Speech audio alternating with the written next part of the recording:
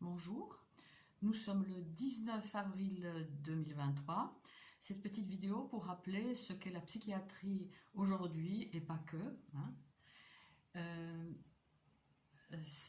un rappel aussi concernant l'internement forcé d'Elena Sagnol le 14 février 2023, donc ça fait plus de 2 mois.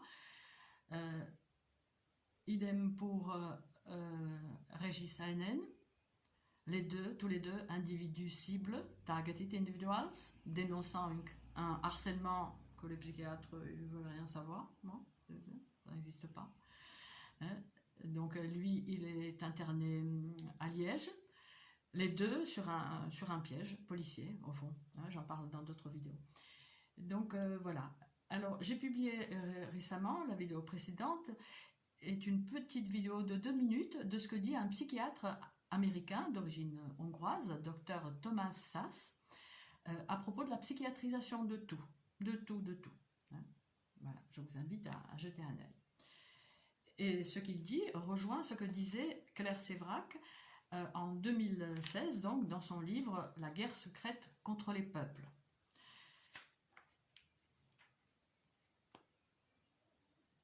On les regarde avancer leurs pions. Celui-là est tellement énorme que j'ai d'abord cru qu'il s'agissait d'un gag, disait Claire Sévrac. Le clou qui dépasse doit être enfoncé. Proverbe japonais. Selon la dernière édition du Manuel diagnostique et statistique des troubles mentaux, DSM-4, l'équivalent de... c'est la Bible des psychiatres, c'est un peu comme le Vidal pour les pharmaciens. Donc selon cette édition, DSM-4, la non-conformité et la libre pensée sont désormais considérées comme des maladies mentales. La non-conformité et la libre pensée. Nous savons depuis des années que la psychiatrie moderne est devenue un foyer de la corruption et que les experts, entre guillemets, qui font le DSM, inventent des maladies au gré des médicaments que les laboratoires veulent mettre sur le marché. C'est confirmé par Dr Szasz, un ponte donc décédé depuis donc en 2012, je crois. Les psychiatres, maintenant, déclarent malade mental quiconque ose s'écarter de ce que les autorités disent la norme. Ce n'est pas une blague. La condition pour laquelle une personne peut choisir de résister à la conformité a été listée par la profession psychiatrique comme trouble oppositionnel avec provocation. Top. Voilà, cette maladie est définie comme un schéma continu de désobéissance, d'hostilité et de provocation, et les symptômes comprennent la remise en question de l'autorité, la négativité, la défiance, la contradiction et le fait d'être facilement agacé. Et Claire Sévrac de se questionner, un moyen d'interner les récalcitrants et les opposants au système le moment venu. Le moment est là, mais de toute façon ça se fait depuis des lustres. Il ne faut pas oublier la réforme de la loi sur l'internement psychiatrique sans consentement légal, votée sous Sarkozy et entrée en vigueur le 1er août 2011. Voilà.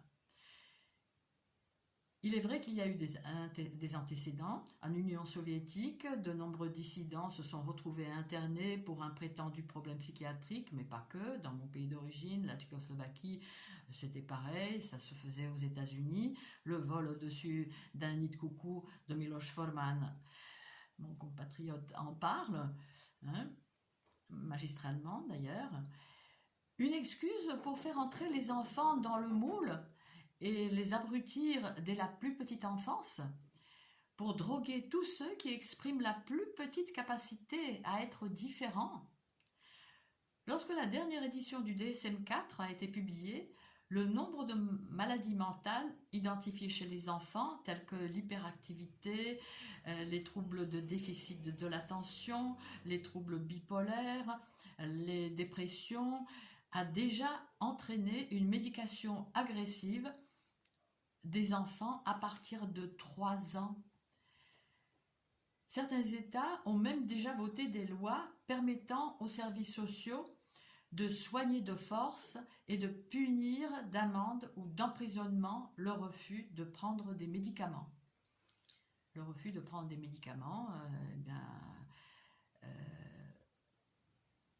je pense à Elena, je pense à Régis, qui refusent les médicaments qu'on les fait gober, sauf que s'ils refusent, ça sera la piqûre, on vous les administrera de force.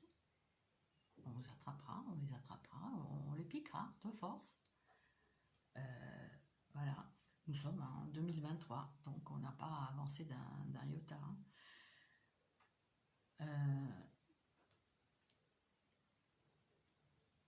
Voilà. Certains États ont donc même déjà voté des lois permettant aux services sociaux de soigner de force et de punir d'amende ou d'emprisonnement le refus de prendre des médicaments. Un article du Washington Post nous fait remarquer que si Mozart était né aujourd'hui, il serait diagnostiqué comme souffrant de TOP, trouble oppositionnel avec provocation, et il serait médicamenté jusqu'à ce qu'il redevienne normal. Quelle horreur! On n'aurait pas eu son œuvre exceptionnel. D'après le British Medical Journal, il avait le syndrome de Gilles de la Tourette. Ça serait un trouble neurologique, donc des tics moteurs, des petits mouvements, des tics, le raclement de la gorge.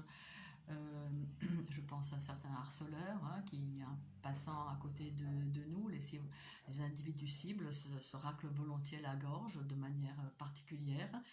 Et bien voilà, c'est pas nous qui sommes internés. Et donc aussi, le syndrome de Gilles de la Tourette, c'est les mots grossiers, mais bien grossiers. Voilà, bon. Fake news nous apprend aussi, et tenez-vous bien,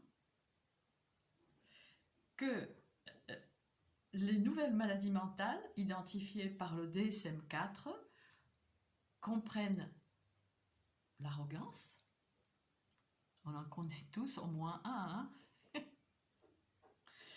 le narcissisme et la créativité supérieure à la norme.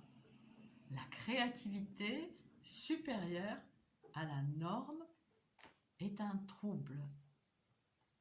Alors je ne sais pas comment ils définissent la moyenne, mais le fait est que donc le DSM-4 considère la créativité au-dessus de la moyenne comme un trouble. C'est grave, docteur.